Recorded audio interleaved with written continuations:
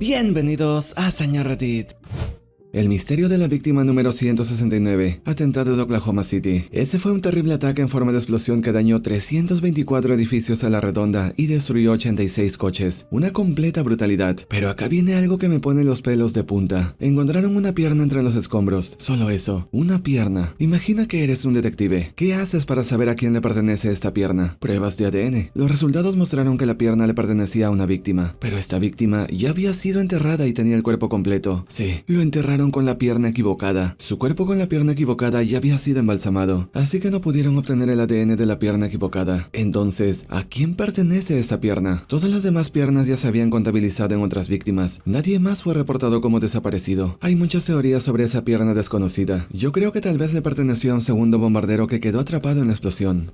Mi apuesta sería que le pertenece a una persona sin hogar. El atentado fue a un gran edificio federal, y yo trabajé como seguridad en un gran edificio federal, así que puedo decir que es común que las personas sin hogar vengan para verificar bonos o ayudas del gobierno, o simplemente para usar el baño o el patio de comidas. Eso explicaría por qué nadie lo reportó como desaparecido, porque no tenía familia, así que puede que sea una persona sin hogar, o tal vez no. Mi apuesta es un poco arriesgada y escalofriante, pero solo imagínalo. Eres un asesino serial y pasa este atentado cerca de ti. ¿Qué podrías hacer? ¿Esconder los cuerpos o partes de cuerpos que todavía tienes como parte del accidente?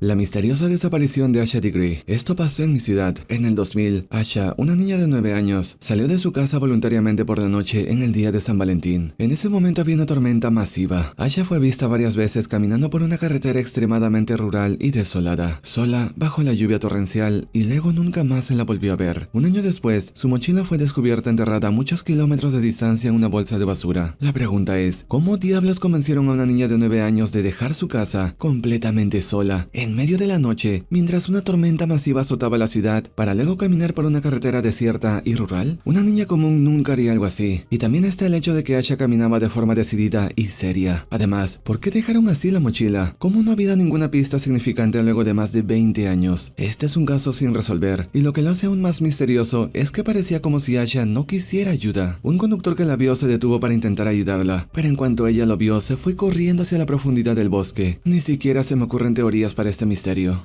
Bajo una lluvia torrencial, oscura y tormentosa, una niña camina con una mirada profunda y seria a lo largo de una carretera desolada, y ese conductor tuvo los huevos y el valor de bajarse de su auto e ir a revisar. Este tipo es un maldito héroe. Literalmente decidió cuestionar su lógica y fue a revisar a lo profundo de ese bosque en medio de la nada. Gracias a esto se encontró un montón de cosas dentro del bosque, lo que demuestra que la niña estuvo escondida allí por un tiempo. También fue gracias a este conductor que pudieron saber en qué parte del camino fue vista por última vez. En serio, tanto el conductor como la niña fueron muy valientes. Eso de correr hacia el bosque en medio de la noche es especialmente aterrador, sobre todo porque es una zona rural completamente oscura. Si yo estuviese en esa posición, honestamente no creo que hubiese sido tan valiente. Quizá me detendría en medio de una tormenta si veo a un niño asustado que pide ayuda, pero ver a una niña que camina con determinación en medio de una oscura tormenta y luego seguirla a lo profundo de un bosque, demonios, no. Yo llamaría a la policía y que ellos se ocupen de esto. Lo de la mochila es uno de los mayores engaños en este caso. La mochila no fue enterrada en el sentido de que alguien cavó un agujero y luego la cubrió con tierra. Fue encontrada al costado del camino, pero cubierta con hojas. La mochila sí estaba en una bolsa de basura, pero la FBI determinó que parecía como si alguien lo hubiese arrojado y los elementos naturales la cubrieron. Tierra, hojas, maleza, etc. Mi teoría sobre esta mochila es que es una pista engañosa. En muchas teorías la mochila fue arrojada allí por el responsable de la desaparición, pero yo creo que una persona sin hogar encontró la mochila y la usó por un tiempo hasta que la dejó, ya que la policía la encontró un año después. Esa mochila estaba en una bolsa de basura, y es muy común que las personas sin hogar guarden sus pertenencias en bolsas de basura, sobre todo en épocas frías y lluviosas, ya que así las protegen de la humedad. ¿Y sabes en qué época estaban en ese momento? Exacto, una época fría y lluviosa. ¿Dónde recogieron la mochila originalmente? Por supuesto, nunca lo sabremos, pero mi teoría es que probablemente cerca de un bote de basura.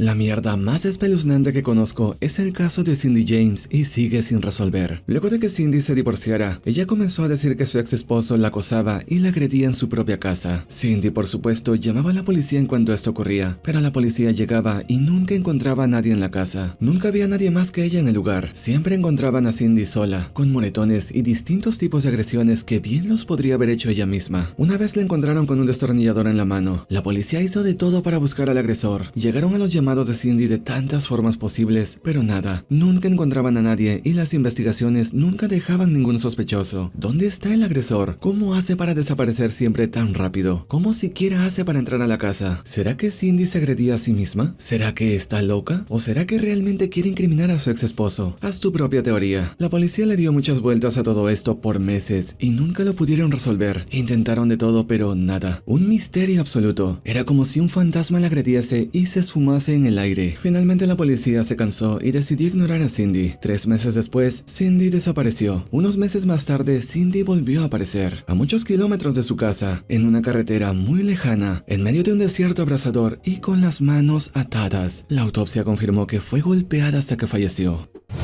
1986. El misterio del niño de Somosierra. Juan Pedro Martínez. El padre del niño era camionero. Tuvo la tarea de llevar un semirremolque con un tanque de ácido sulfúrico desde Cartagena a Bilbao. Trajo a su esposa e hijo para hacer un pequeño viaje familiar. Cuando pasaron por el paso de la montaña de Somosierra, de pronto el camión fue conducido de manera muy errática y luego se estrelló. La cabina quedó destruida. Ambos padres murieron en el accidente, pero el niño, desapareció de la faz de la tierra. Unos teorizan que de alguna manera sobrevivió al accidente y se alejó, pero toda el área fue registrada minuciosamente y no solo no se encontró al niño, sino que ni siquiera se encontró rastro alguno. Es como si literalmente hubiera desaparecido en el choque. Otros teorizan que el ácido sulfúrico disolvió su cuerpo, pero la policía llegó mucho antes de que su cuerpo se hubiese disuelto, y esto también habría dejado restos. Pero esto no acaba acá, y es que la investigación encontró unos detalles que solo hizo todo esto más misterioso. 1. El padre era un conductor decente y gozaba de buena salud. Tampoco había nada malo con el camión. ¿Por qué condujo tan mal? Especialmente a través de montañas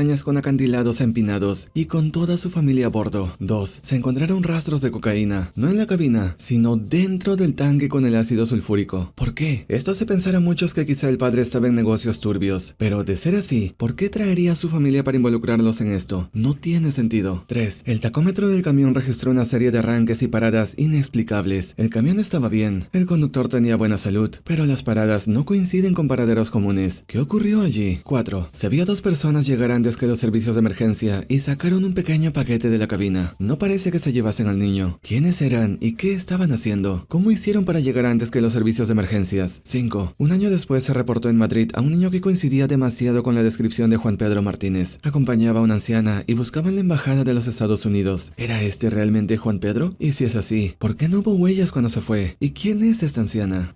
No por nada la Interpol calificó esto como el caso de desaparición más extraño de Europa.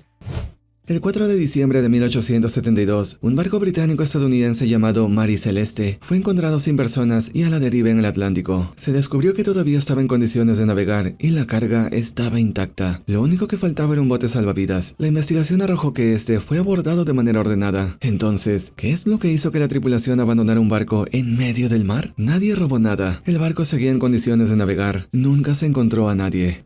Se encontró una larga cuerda en el agua que posiblemente ataron al bote. También se encontró que el capitán se llevó su equipo de navegación de la cabina, así que hubo una evacuación, pero sin pánico. La larga cuerda sugiere que la tripulación esperaba mantenerse cerca del barco y regresar. Hay 2 buenas teorías sobre esto. 7 barriles de la carga de alcohol estaban vacíos, estaban hechos de madera porosa y probablemente se filtraron durante el viaje. Esto habría llenado la bodega con alcohol líquido y gaseoso. Si alguien cerca de la bodega encendía una lámpara, un cigarro, etc., esto podría causar una terrible explosión en el barco e incendiarlo completamente. Ya había habido pequeñas explosiones antes a causa de esto, y la tripulación reparó los daños del barco. Así que ante este gran peligro, la tripulación se alejó del barco hasta que el alcohol gaseoso salga de la bodega. La otra teoría es que el indicador de agua no funcionaba bien, posiblemente causado por las pequeñas explosiones. Así que luego de otra pequeña explosión, el capitán vio el indicador de agua y pensó que había mucha más de la que realmente había. Se encontró una bomba de agua que apoya esta teoría, así que es posible que abordaran el bote salvavidas y que el plan fuese volver al barco en un tiempo, pero tanto las personas como el bote desaparecieron. Honestamente, el mayor misterio es cómo la tripulación se ahogó teniendo un bote salvavidas, o cómo es que la gran y dura cuerda del bote se desconectó del barco. Tampoco se tiene ni idea de qué pasó con el bote salvavidas, ya que aun si las personas se ahogaron de alguna forma, el bote salvavidas debería haber sido arrastrado hasta la costa.